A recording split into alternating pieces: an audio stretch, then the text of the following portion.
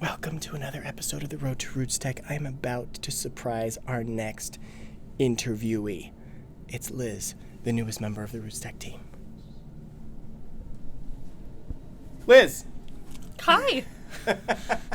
How are you? So good.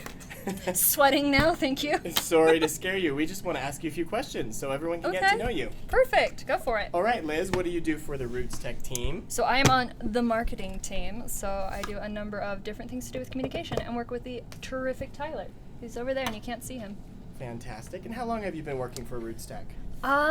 Couple months this year. I was on loan once before, and so altogether probably 5 months. Love it. 5 months? Woo-hoo. So you're fresh. No, very seasoned.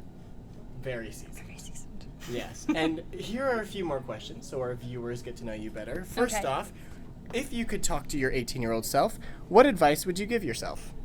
I would tell myself to stop holding your breath. Not for swimming purposes.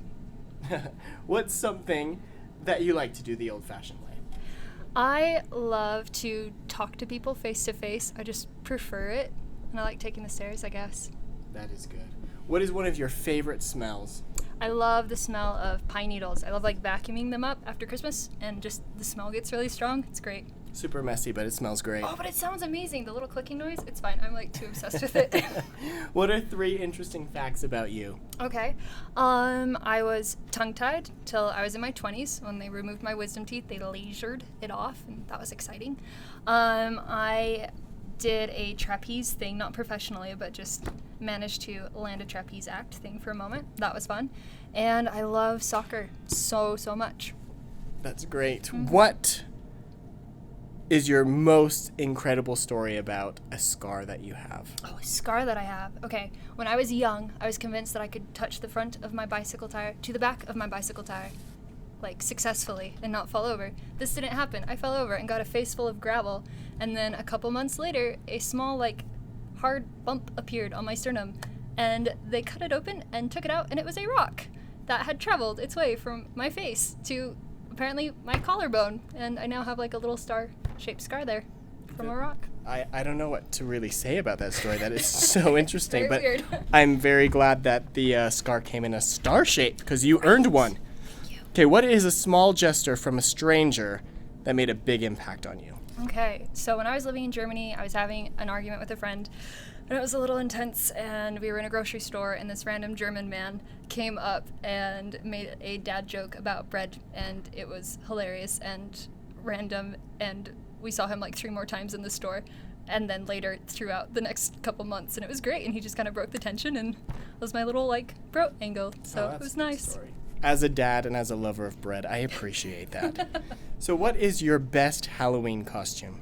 My mom got really into this, so when I was younger, I had kind of like one of those optical illusion costumes where I was a baby with, like, on the back of a grandmother. My head was the baby's. I had a grandmother's mask under my chin. That's a great costume. Okay, last question. Can you share with us one of your most memorable family history moments? Oh, that's a good one.